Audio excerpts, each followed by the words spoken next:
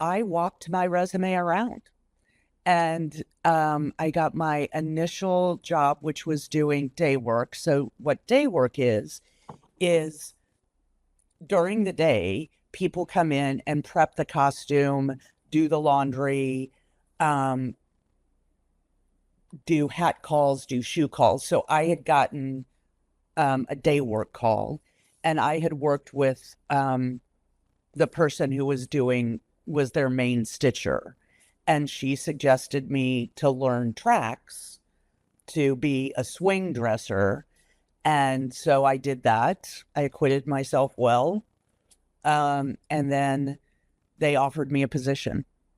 I think I'd been working part-time, if you will, at Wicked for maybe a month before I was there full-time. So what was it like your first opening night? Like, did you get the chills? Were you nervous? My first opening night was 42nd, the revival of 42nd Street. And that was the first show that I opened on Broadway. I was there from the beginning. It's magical. There are a lot of theater traditions that we have on opening night. One is called the Legacy Robe, and there are some on display in the Smithsonian.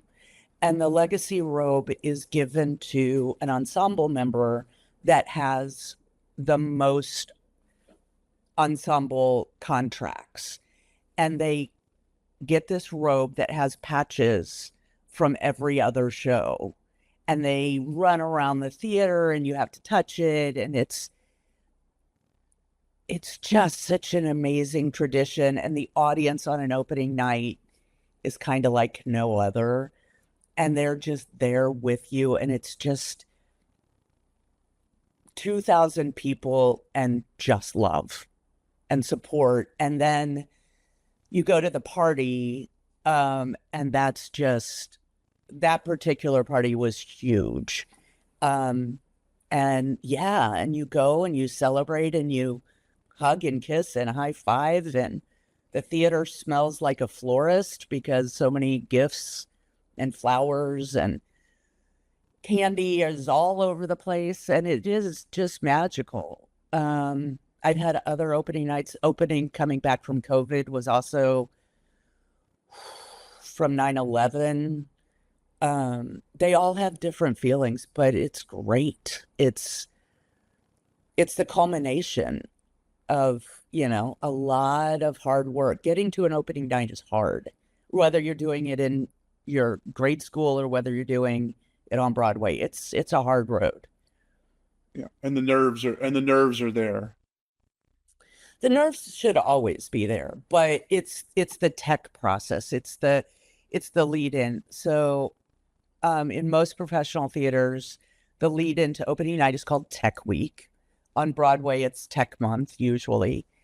And you're doing 10 out of 12s. So you're working 10 out of 12 hours, which means for the tech crew, we're doing 12 out of 14. So that's like the 2, 3, 4 weeks before an opening night. Yeah. That's what, and you're going cue to cue and setting those cues. And then you get to the point where you're able to run a whole act or the whole show, but you're also doing changes in costumes and alterations and wigs, and the orchestra's like, it's a bunch of people that have been working in their own little area, all coming together and trying to like make this happen.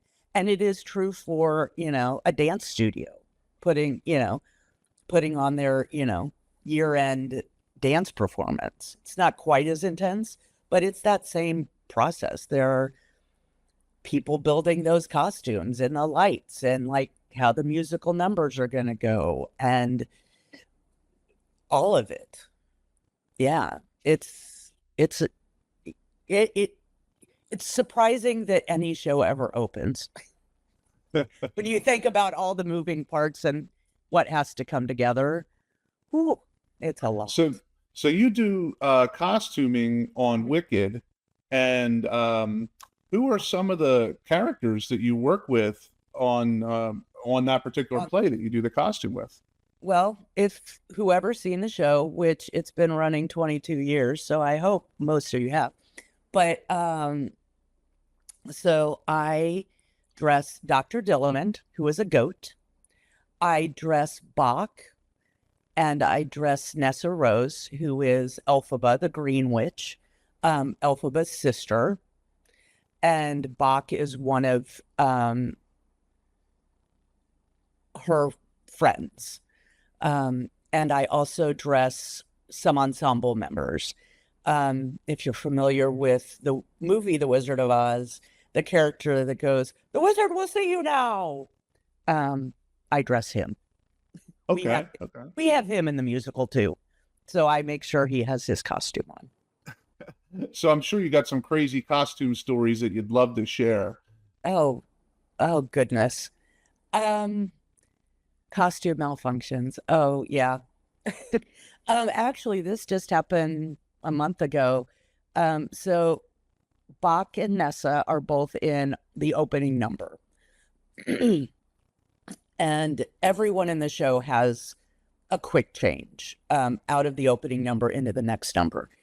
And Danny Quadrino, shout out to Danny, he's my current Bach, came running off, and we're doing the costume change, and he grabbed his boot that he was supposed to put on, and he zipped it up, and the zipper pole was in his hand, and the boot was wide open. And it was like, well, he's like, gotta go. And so he did the next scenes, because he was on stage, with a boot that was not zipped. And when he came off, the only solution, so I gaff taped him into his boot, because the best gaff tape is duct tape is it saved my life more than once. That and safety pins. And then as soon as we could, I pulled the understudy shoes, and fortunately one of the pairs fit him, so that he wore those over the weekend, because we couldn't get them to the cobbler to have a new zipper put in until Tuesday. And that happened on Saturday. So that was one of the most recent kerfuffles to, but yeah, you think fast, you make quick decisions.